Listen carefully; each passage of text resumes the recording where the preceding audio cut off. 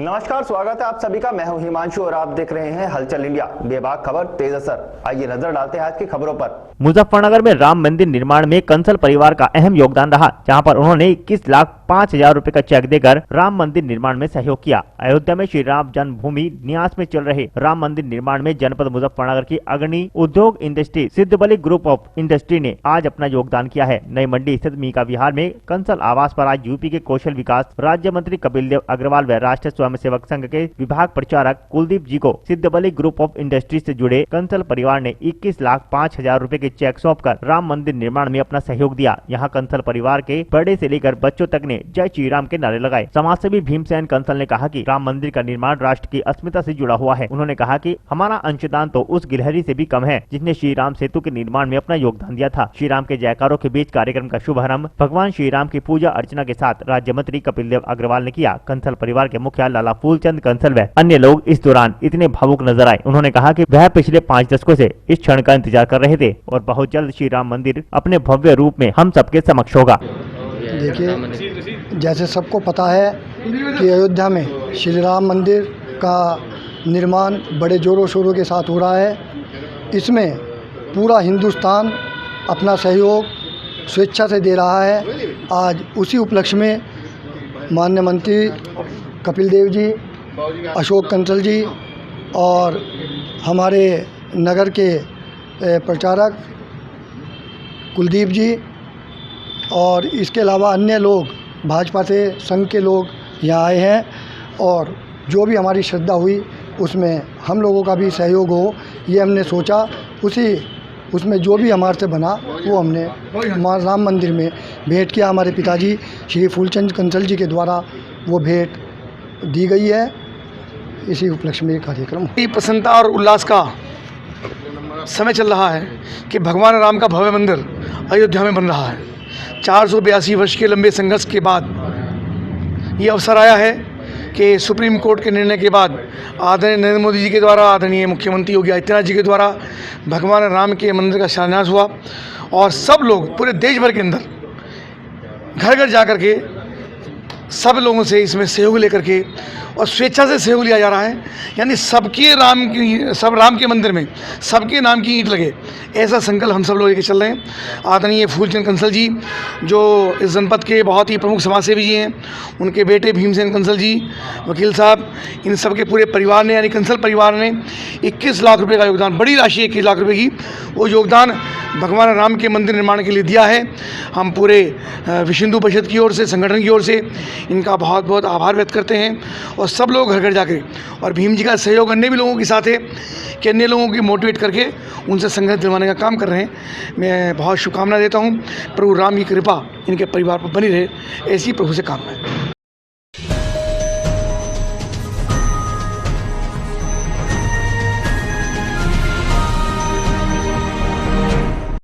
मुजफ्फरनगर के civil line में city magistrate Abhishek Kumar के नेतृत्व में सालों पुरानी जर्जर वाहनों को नीलाम किया गया। थाना सिविल लाइन प्रभारी डी के त्यागी भी इस दौरान मौजूद रहे। इस दौरान 4 पहिया व 2 पहिया वाहनों को मिलाकर वाहनों की नीलामी कराई गई। जनपद के अलग अलग जगह से आकर लोगों ने नीलामी में हिस्सा लिया। नीलामी से आई राशि मुख्यालय को भेजी जाएगी। सिटी मजिस्ट्रेट ने बताया कि बचे हुए वाहनों की नीलामी की प्रक्रिया फिर से नई सिरे से की जाएगी।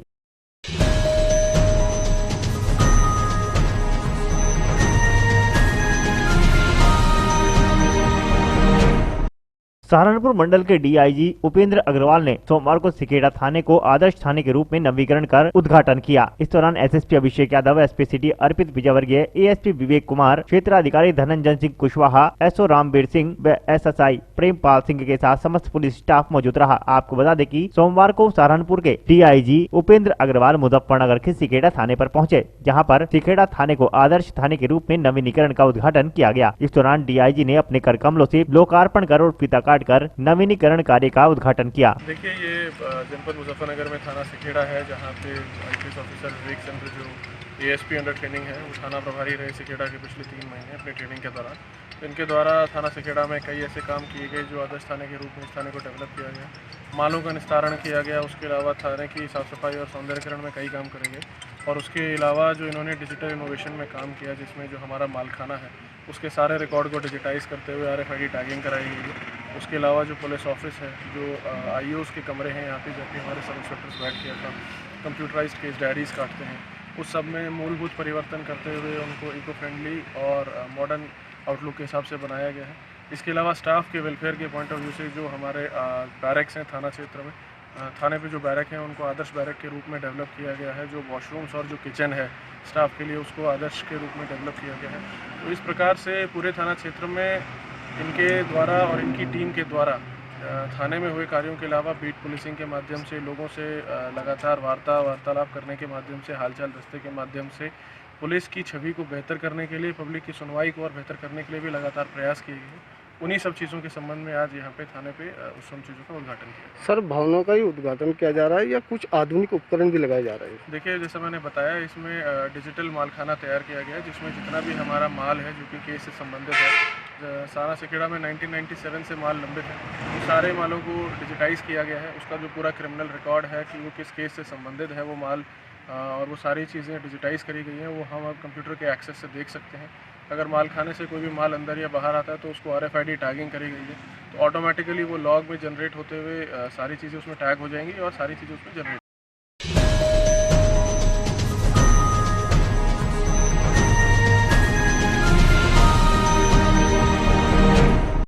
बिजनौर जाते समय थाना रामराज क्षेत्र के हैदरपुर गंगा बैराज चौकी पर राष्ट्रीय लोकदल के राष्ट्रीय उपाध्यक्ष जयंत चौधरी व भारतीय किसान यूनियन के युवा अध्यक्ष गौरव टिकैत का भव्य स्वागत किया गया। रामराज थाना क्षेत्र के हैदरपुर गंगा बैराज चौकी पर राष्ट्रीय लोकदल के पूर्व विधायक अशफाक अली खां और पूर्व दर्जा प्राप्त मंत्री मनवीर सिंह चिकारा ने पार्टी के राष्ट्रीय उपाध्यक्ष जयंत चौधरी का किसान महापंचायत में जाते हुए स्वागत किया और किसान महापंचायत क्यों की जा रही है इसके बारे में बताया। और भारतीय किसान यूनियन के युवा अध्यक्ष गौरव टिकैत का भी भारतीय किसान यूनियन के कार्यकर्ताओं ने भव्य स्वागत किया। और अशफाक अली खान ने बताया कि सरकार ने किसानों के खिलाफ 3 काले कानून पास किए हैं, हम उसकी सख्त मुखालफत करते हैं। और उन्होंने कहा कि जब तक यह तीनों काले कानून वापस नहीं हो जाते तब तक यह आंदोलन निरंतर जारी रहेगा। उन्होंने कहा कि भारतीय जनता पार्टी को छोड़कर सभी पार्टियां उनके समर्थन में हैं। मनवीर सिंह चिकारा ने बताया कि वहां पर दिल्ली में जो किसान शहीद हुए हैं उनका उन्हें काफी दुख है और महापंचायत से जुड़कर चलने का आश्वासन दिया।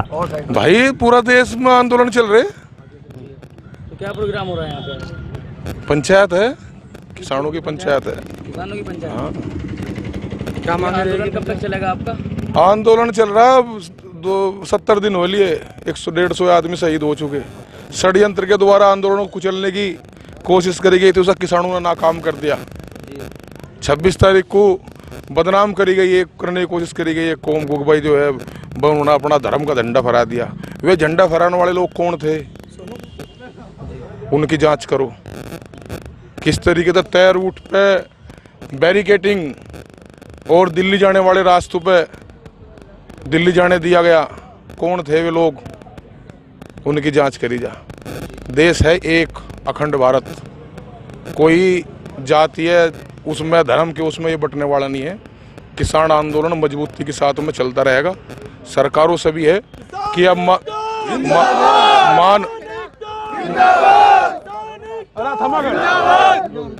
मान प्रतिष्ठा की वो लड़ाई ना बना के किसान के स्वाभिमान के बारे में सोचे। जिस तरीके से उस दिन रात के टाइम किसानों की पगड़ी उछालने की कोशिश करी गई गुंडों के बल पर, उसे किसान बर्दाश्त।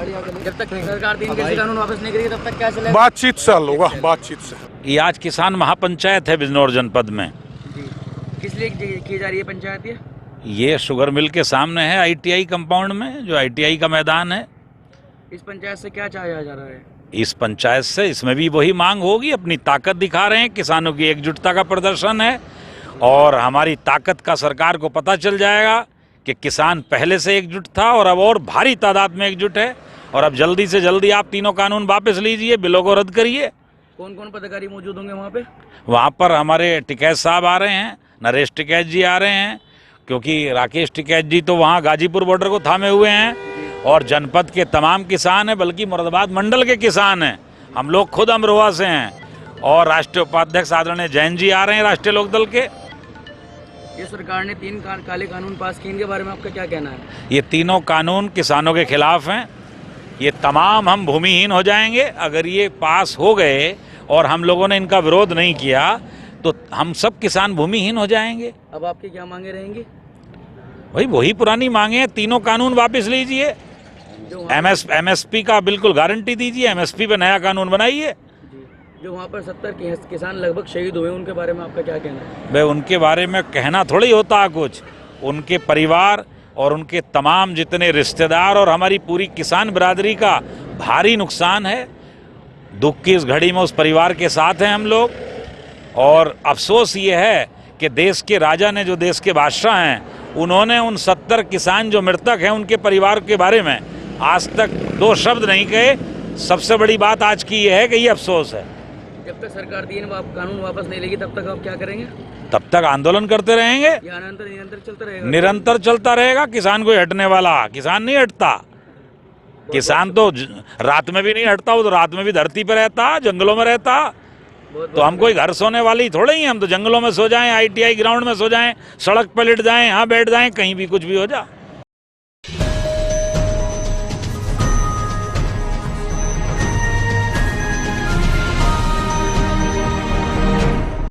सोमवार को दिल्ली से बिजनौर किसानों की महापंचायत में जा रहे रालोद के राष्ट्रीय उपाध्यक्ष व पूर्व सांसद जयंत चौधरी का मीरापुर बाईपास पर कार्यकर्ताओं ने फूल मालाएं पहनाकर भव्य स्वागत किया। इस अवसर पर जयंत चौधरी ने कहा कि किसानों की इस लड़ाई में हम किसानों के साथ मरते दम तक रहेंगे। ये जो बीजेपी सरकार ने 3 काले कानून पास किए हैं, ये सरासर गलत हैं। ये योगी सरकार की जन विरोधी व किसान विरोधी नीतियों को उजागर व भाजपा की नीतियों से अवगत कराएंगे। आने वाले समय में ये किसान मुंह तोड़ जवाब देंगे। किसानों के गन्ने का भुगतान नहीं तो बिजली के बिलों का भुगतान कहां से करें? गाँव में किसान बिल देने में असमर्थ है। इस तरह से किसान ही परेशान है। अगर इस देश का किसान परेशान है तो क्या होगा? इस मौके पर जिला अध्यक्ष अजीत राठी, हाजी महबूब आलम, मुन्ना ठाकुर, मिस्त्री लही, सभासद नईम मंसूरी समेत तमाम रालोद कार्यकर्ता मौजूद रहे। देखो, जिस तरह का आक्रोश किसानों में, और अब सरकारों को भी समझना चाहिए कि सम्मान प्रतिष्ठा की लड़ाई न बना के और जो किसानों के इशू है उनको पूरा करें।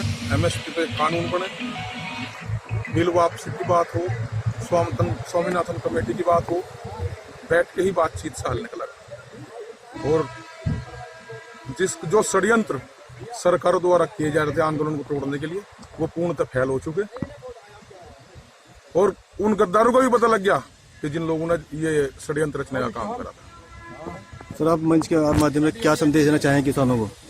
भाई, शांति, धैर्य, अनुशासन के साथ में आंदोलन चलाना है मजबूत तरीके पर। आज 70 दिन हो लिए इस आंदोलन को। अगर अनुशासन बना रहेगा तो आंदोलन में किसान पंचायत है, तो उसमें हमारे माननीय जयंत चौधरी जी, जो हमारे युवा किसान नेता हैं, तो उसमें जो है शरीक होंगे पंचायत में और भारी तादाद में किसानों के साथ यहाँ से जो है बिजनौर के लिए कूच करें। किस विषय पंचायत हो रही है? पंचायत तो यही है कि देखो, केंद्र सरकार द्वारा जो ये अध्यादेश ला के काले कानून बना दिए इन्होंने, और 68 दिन से किसान दिल्ली में पड़े हैं। हम लोग भी रात ही आए वहाँ से दिल्ली, और बिजनौर के बाद हम वहीं फिर वापस दिल्ली जाएंगे। तो किसान इस समय अपने खेत में होना चाहिए था, अपने परिवार को छोड़कर, अपने खेत खलियान को छोड़कर वहाँ सड़कों पर पड़ा। तो ये कानून जो बनाए इन्होंने, किसान को जहर देने का काम कर दिया। और जब तक ये कानून वापसी नहीं होते तो ये आंदोलन चलता रहेगा। और बड़ा आंदोलन जो है किसान इसको जो है करने जा रहे हैं। प्रतिदिन जो है बढ़ता जा रहा है ये आंदोलन, जो आजकल प्रतिदिन एक विशाल रूप लेता जा रहा है आंदोलन। अध्यक्ष, जो आज बिजनौर कार्यक्रम है वो किस संबंध में है, क्या प्रोग्राम? देखिए, आज जो बिजनौर में कार्यक्रम है वो किसान आंदोलन को लेकर है। जो पिछले 70 दिन से दिल्ली के बॉर्डर पे किसान आंदोलन चला हुआ है, उसको लेकर सभाएं चल रही है प्रत्येक जिले में। और सबसे बड़ी बात जो है, जो 28 तारीख है या 29 तारीख में राकेश टिकैत जी के साथ में यूपी सरकार और केंद्र सरकार ने मिलकर जो साजिश रची है, किसानों को गद्दार घोषित किया है, वो आक्रोश प्रत्येक जिले में इस महापंचायत के इस तरह से दिख रहा है। उसी पंचायत को में सभी जितने भी किसान लोग हैं, कार्यकर्ता हैं, संगठन के भी सब कुछ कर रहे हैं। तो पंचायत में मुख्य मुद्दे क्या रहेंगे? मुख्य मुद्दे ये रहेंगे तो जो 3 कृषि कानून के जो नुकसान है उसके बारे में वहाँ पे बताया जाएगा। और सबसे बड़ी बात यह है कि कोई भी समुदाय सरकार से जो भी कुछ मांगता है या आंदोलन करता है, उसको ये गद्दार बोलते हैं। पहले मुस्लिम कम्युनिटी को गद्दार बताया, फिर पटेल कम्युनिटी को गद्दार बताया, दलित लोग को नक्सली गद्दार बताया, यहाँ तक कि जो स्कूल के छात्रा हैं उन्हें गद्दार बताया गया। और अब जो किसान पूरे देश का अन्नदाता है, देश का पेट भरता है, उसको भी इस सरकार ने गद्दार घोषित कर दिया। उसी बात को लेकर वह मंच के माध्यम से ये बात गांव-गांव तक पहुंचाई जाएगी कि जिस सरकार को, जिस नेताओं को, जिस सांसद को, जिस विधायक को हम लोगों ने वोट दिया, वे लोग हमको गद्दार बता रहे हैं। उसी को लेकर वहां पे ये बात बताई।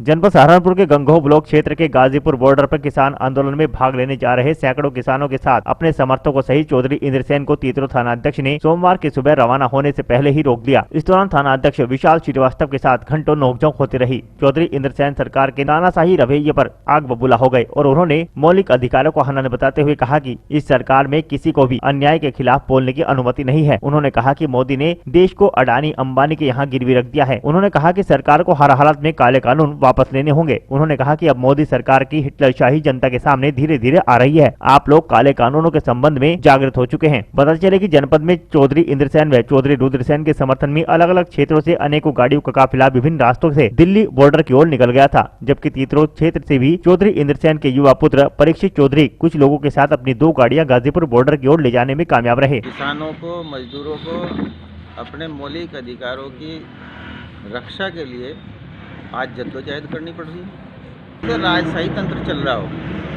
लोकतंत्र तो है ही नहीं। लोकतंत्र के ऊपर तो बॉम्बे हाई कोर्ट ने अभी कुछ दिन पहले टिप्पणी की थी कि लोकतंत्र खतरे में है। आपकी सीबीआई, आपकी आरबीआई, ईडी और यहाँ तक कि अदालतों के बारे में भी बॉम्बे हाई कोर्ट ने टिप्पणी की थी कि निष्पक्ष तरीके से काम नहीं कर रही हैं। तो सब कुछ अपने आप बयान हो रहा है। संवैधानिक संस्थाओं को चूर चूर करने की कोशिश की जा रही है।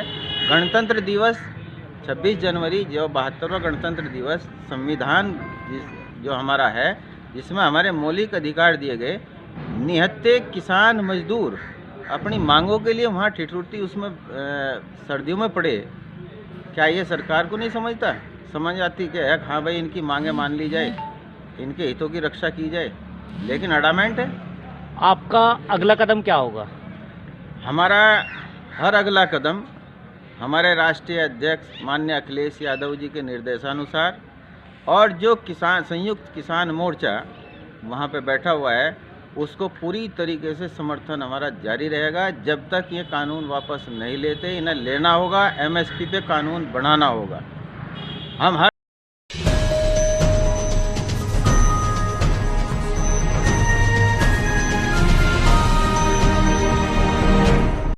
शामली जनपद में अपहरण के बाद हत्या की सनसनीखेज वारदात सामने आई है, जहां एक वृद्ध का गोली लगा शव बरामद हुआ है। मृतक वृद्ध पिछले 3 दिन से लापता था, जो आज जंगलों में पड़ा मिला। बताया जा रहा है कि मृतक वृद्ध एक युवक से करीब 4 लाख रुपए लेकर घर लौट रहा था। उसी बीच मृतक कहीं लापता हो गया, जिस पर परिजनों ने वृद्ध की काफी छानबीन की। कड़ी मशक्कत के बाद जब वृद्ध का कोई सुराग नहीं मिला तो परिजनों को बड़ी अनहोनी का डर सताने लगा और वृद्ध के लापता होने की तहरीर पुलिस को दी गई। परिजनों का शक आरोपी पैसे देने वाले युवक पर था। परिजनों का अनुमान था कि जिस युवक ने पैसे लिए थे उसी ने उनका अपहरण कर लिया है। पुलिस ने तहरीर के आधार पर मामले की जाँच शुरू कर दी थी और पुलिस की गहन जाँच पड़ताल में दूध का दूध और पानी का पानी हो गया। पुलिस ने आरोपी के नौकर की निशानदेही पर वृद्ध का शव बरामद कर लिया। वृद्ध की गोली मारकर हत्या कर शव को ईख के खेत में फेंक दिया गया था, ताकि किसी को वृद्ध की हत्या की भनक न लग सके। मृतक वृद्ध का नाम मुस्तफा बताया जा रहा है, जो कि झिंझाना थाना क्षेत्र के मोहल्ला तलाही का निवासी है। परिजनों ने कस्बे के ही व्यापारी विजयपाल पर हत्या करने का शक जताया था। पुलिस ने जाँच के दौरान विजयपाल के नौकर रवि को गिरफ्तार कर लिया और रवि की निशानदेही पर मृतक मुस्तफा का शव बरामद कर लिया। ये हमारे ताऊ हैं और 30 साल से यहाँ काम करते थे। अपना पहले यहाँ ये नौकरी करते थे। नौकरी के बाद धीरे धीरे इन्होंने अपना काम शुरू कर लिया।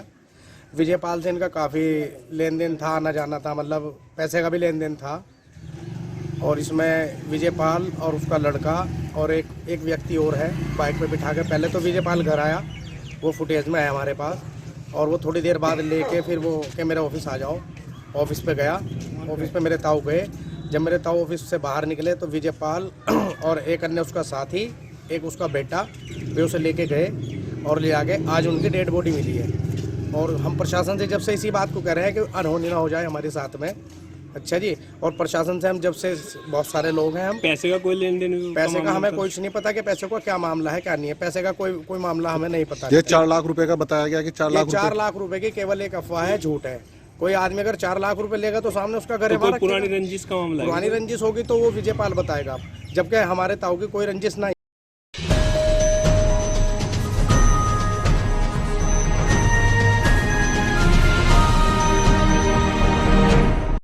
कृषि कानून और किसानों पर हुए लाठीचार्ज को लेकर विपक्षी दलों का भाजपा के खिलाफ हल्ला बोल 5 फरवरी को जनपद शामली के भैंसपाल में होने वाली महापंचायत में होगा, जहां रालोद के उपाध्यक्ष जयंत चौधरी गरजेंगे। आपको बता दें कि 5 फरवरी को किसानों ने भैंसपाल में महापंचायत बुलाई है, जिसमें राष्ट्रीय लोकदल के पदाधिकारी व कार्यकर्ता गाँव-गाँव जाकर लोगों से जनसंपर्क कर महापंचायत को सफल बनाने की तैयारी में जुटे हैं। जिसके चलते सोमवार को पूर्व सांसद मीर आलम ने ऊन तहसील क्षेत्र के दर्जनों गाँव में पहुंचकर लोगों से 5 फरवरी को होने वाली महापंचायत में भारी तादाद में पहुंचकर महापंचायत को सफल बनाने की अपील की। कस्बा चौसाना में एक सभा को संबोधित करते हुए पूर्व सांसद अमीर आलम ने कहा कि देश का किसान धर्म, जाति, वर्ण, क्षेत्र की बाधाओं को तोड़कर एकजुट हो गया है और चौधरी अजीत सिंह व जयंत चौधरी को मजबूती देने का कार्य कर रहा है। भविष्य में देश के अन्नदाता को अपने अधिकार व हितों की रक्षा के लिए सड़कों पर न बैठना पड़े। भैया, कल हमारे पार्टी कार्यालय पे मीटिंग थी शामली में, और उसमें सभी हमारे जितने भी कार्यकर्ता हैं, साथी हैं, चाहे बड़े पदाधिकारी हों चाहे छोटे पदाधिकारी हों, सबकी एक जिम्मेदारी हुई है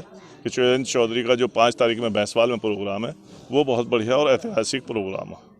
उसी को लेके मैं आज हसनपुर, अम्बेटा और उसके बाद बल्ला माजरा के बाद जिजोल्ले के बाद भड़ी, छोटी भड़ी और अब चौसाना, इसके बाद में आपका कीमागढ़, बसी चुंग्यारी और बझेड़ी का प्रोग्राम है।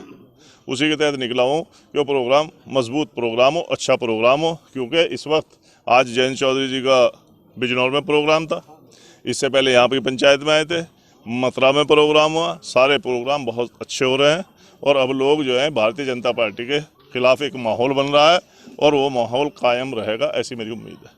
सर, जो किसान आंदोलन चल रहा है इसके बारे में क्या कहना है आपका? किसान आंदोलन बिल्कुल सही चल रहा है। किसानों की समस्याओं को लेके जो ये पार्लियामेंट में 3 बिल कृषि के खिलाफ पेश हुए हैं, ये बिल्कुल गलत है और ये बिल वापस होने चाहिए। किसानों की मांग सही है और सरकार को बहुत जल्दी, अगर इस मुल्क में प्रजातंत्र है, जमहूरियत है, डेमोक्रेसी है, तो ये बिल वापस कर लेने।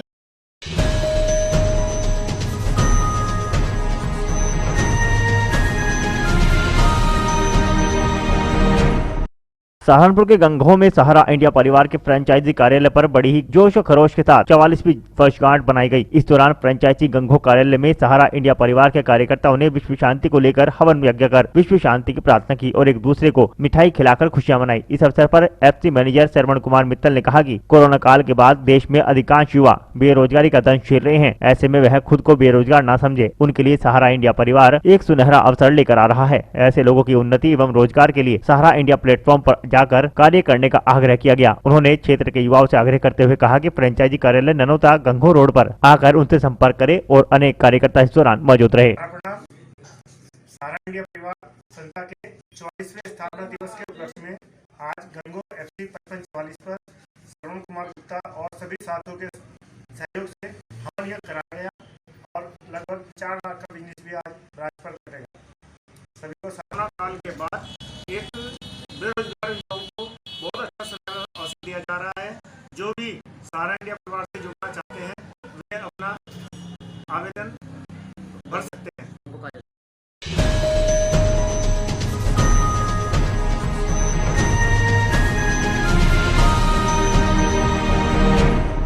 मुजफ्फरनगर के हैदरपुर वेटलैंड में बर्ड फ्लू को देखते हुए सभी जगह सैनिटाइजेशन का कार्य किया गया। वर्ल्ड वेटलैंड डे हर वर्ष 2 फरवरी को सेलिब्रेट किया जाता है। बहुत से क्षेत्रों में वेटलैंड डे के बारे में बताने या समझाने के लिए कार्यक्रम का आयोजन किया जाता है। आपको बता दें कि 2015 से वेटलैंड यूथ फोटोग्राफी प्रतियोगिता का आयोजन किया जाता है, जो युवा लोगों को लक्षित करने और उन्हें WWD में शामिल करने के लिए एक नए दृष्टिकोण के हिस्से के रूप में पेश किया गया है। इस प्रतियोगिता के अंतर्गत 15 से 24 वर्षीय आयु के लोग एक निश्चित वेटलैंड की तस्वीर को फरवरी-मार्च महीनों में वर्ल्ड वेटलैंड डे वेबसाइट पर अपलोड कर विजेता को स्टार अलायंस बायोस्फीयर कनेक्शन द्वारा तोहफा दिया जाता है।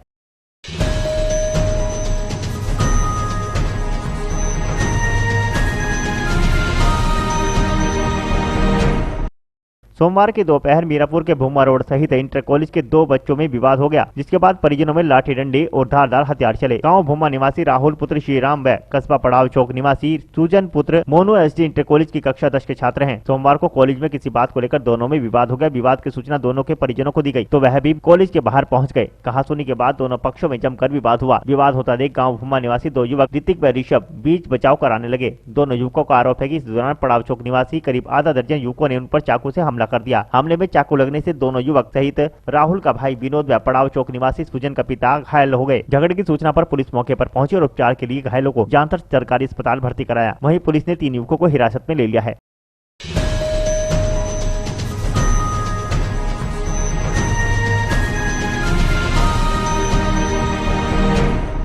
बिजनौर के धामपुर तहसील में द लोयन ग्रुप ऑफ इंडिया के तत्वावधान में आज 1 फरवरी 2021 को कार्यक्रम का आयोजन किया गया, जिसमें राष्ट्रीय अध्यक्ष आवेश ताजिम, राजकुमार विश्वकर्मा, डॉक्टर महमूद, जुल्फिकार अहमद, जिला अध्यक्ष खुर्शीद अंसारी आदि लोग मौजूद रहे।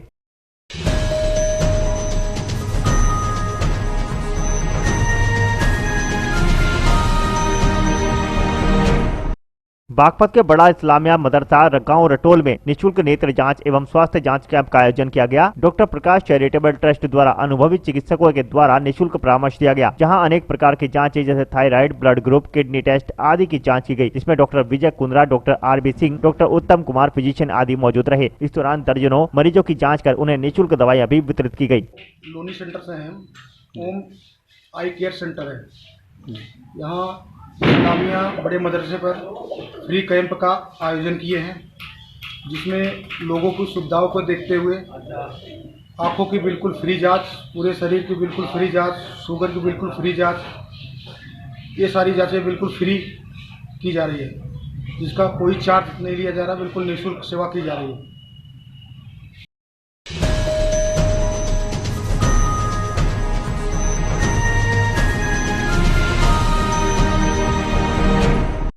अमरोहा के हसनपुर में मंडल अध्यक्ष ने बताया कि बॉर्डर पर अब किसान कम और विपक्ष अधिक और विदेश से फंडिंग हो रही है। आपको बता दें कि नगर के मोहल्ला का स्थान निवासी मंडल अध्यक्ष संजय शर्मा भाजपा ने प्रेस वार्ता कर बताया कि दिल्ली के बॉर्डर पर अब किसान कम और विपक्षी लोग ज्यादा हैं, जहां विदेश से फंडिंग हो रही है, जिसके तहत सरकार को बदनाम करने की कोशिश की जा रही है और किसानों को भड़काया जा रहा है। हालांकि अब पहले वाली बात नहीं है और जो व्यवहार लाल किले पर किया गया था वह केवल विपक्षियों की देन था। उन्होंने भारतीय किसान यूनियन के राष्ट्रीय अध्यक्ष के सवाल पर कहा कि वह नाटक कर किसानों को बरगलाने की कोशिश कर रहे हैं। उन्होंने विपक्ष पर निशाना साधते हुए कहा कि तीनों कानून किसान हितों में बनाए गए हैं और भाजपा सरकार हर समय किसानों के साथ खड़ी है। देखिए, वर्ष 2020-21 ऐसा रहा है कि पूरी दुनिया पर संकट छाया रहा और लोगों की जान पर बनाई।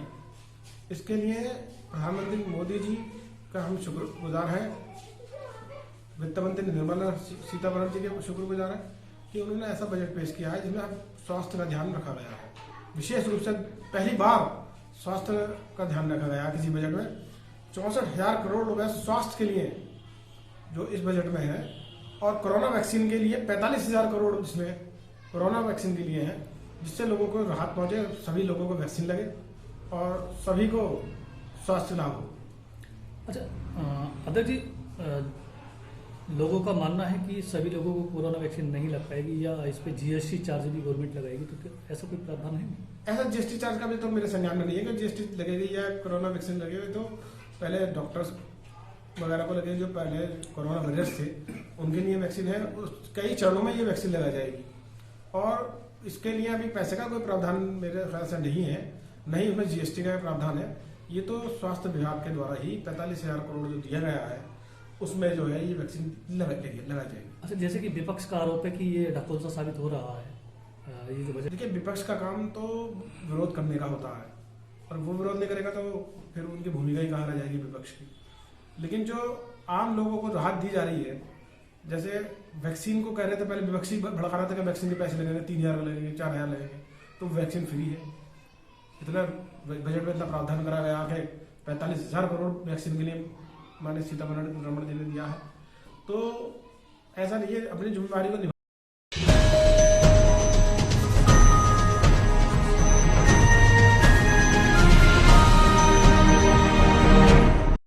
अमरोहा में आम बजट पर तहसील हसनपुर में अधिवक्ताओं ने चर्चा की। इसमें सुरमित कुमार एडवोकेट ने कहा कि बजट 2021 आत्मनिर्भर स्वस्थ भारत योजना की स्वास्थ्य योजनाओं का लाभ भारत के नागरिकों को मिलेगा। 75,000 करोड़ रुपए की योजना किसानों के लिए निर्धारित की गई है तथा इसके अतिरिक्त किसानों की जमीन के कागजात डिजिटलाइजेशन होगा ताकि किसान अपनी जमीन से संबंधित खसरा खतौनी नक्शा कहीं भी कभी भी ले सके। एक राष्ट्र एक राशन कार्ड योजना का लाभ देकर देश भर के 59 करोड़ नागरिकों को मिलेगा, जिसमें वे अपने राशन कार्ड में देश में कहीं भी राशन योजना का लाभ ले सकेंगे। राष्ट्र रक्षक तैयार करने के लिए 100 नए सैनिक स्कूल खोले जाएंगे, जिसका लाभ ग्रामीण अंचल के बच्चों को भी मिलेगा। बजट 2021 जो भारत सरकार ने पेश किया है आत्मनिर्भर स्वस्थ भारत योजना का लाभ भारत के नागरिकों को मिलने वाला है। 75,000 करोड़ का प्रावधान किसानों के लिए किया गया है। किसानों को अपनी जमीन के खसरा, खतौनी, भूचित्र कहीं भी ले सकेगा। इसका डिजिटलाइजेशन का काम भारत सरकार करने जा रही है। भारत सरकार ने 3500 किलोमीटर 3,500 किलोमीटर हाईवे बनाने का लक्ष्य 1 साल के अंदर रखा है, जिससे भारत का राष्ट्रीय राजमार्ग वृद्धि होगी। भारत की सरकार ने 100 सैनिक स्कूल खोलने का योजना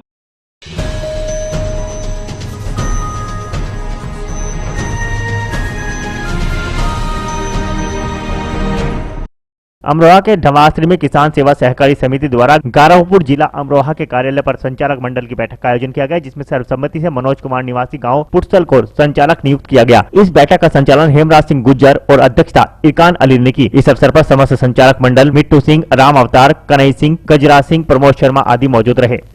ये मामला आज के अलग पद का चुनाव है, उसमें मुझे सभी लोगों ने, सभी भाइयों ने निर्वाचित घोषित किया है और मैं आशा करता हूं कि इस पद की गरिमा रखते हुए मैं सब किसी का भी विश्वास नहीं तोड़ूंगा। जैसे कि आज आपकी विजय प्राप्त हुई है, कैसा महसूस हो रहा है आपको? विजय प्राप्ति में जैसा खुशी का माहौल है, असीम खुशी है।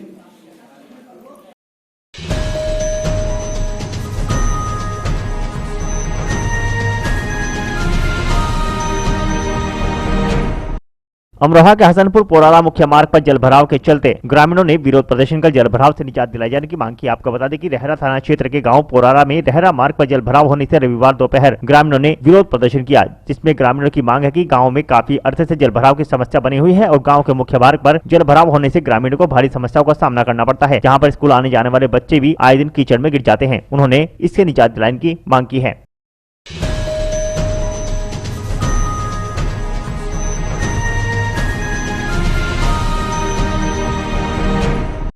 अमरोहा के हसनपुर दरियाल चौकी पर तैनात तमराज सिंह सेवानिवृत्त हो गए, जहां साथी पुलिसकर्मियों ने उनका फूलमाला पहनाकर विदाई दी। आपको बता दें कि तहसील इलाके के आदमपुर थाना के चौकी दरियाल इंचार्ज रामगोपाल शर्मा ने बताया कि चौकी पर तैनात sub inspector Tamraj Singh second का फूलमाला पहनाकर विदाई समारोह आयोजित किया गया। रविवार दोपहर हापुड़, बुलंदशहर, सहारनपुर, हरिद्वार, बदायूं, अमरोहा जैसी जगह रहे सब इंस्पेक्टर तमराज सिंह सेवानिवृत्त हो गए, जिनको दरियाल के साथी पुलिसकर्मियों ने फूलमालाएं पहनाकर विदाई दी।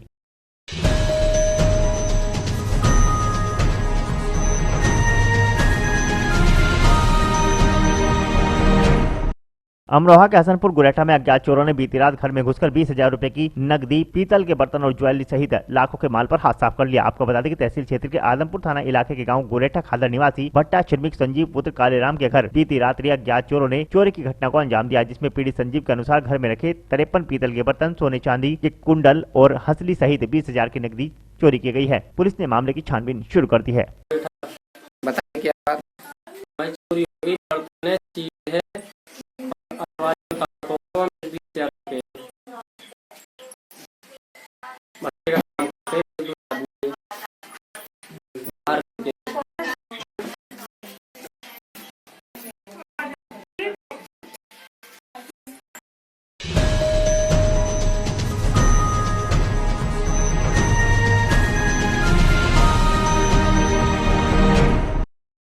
आज के बुलेटिन में इतना ही। कल फिर होंगे हाजिर कुछ नई और ताजा खबरों के साथ। देखते रहिए हलचल इंडिया, बेबाक खबर तेज असर।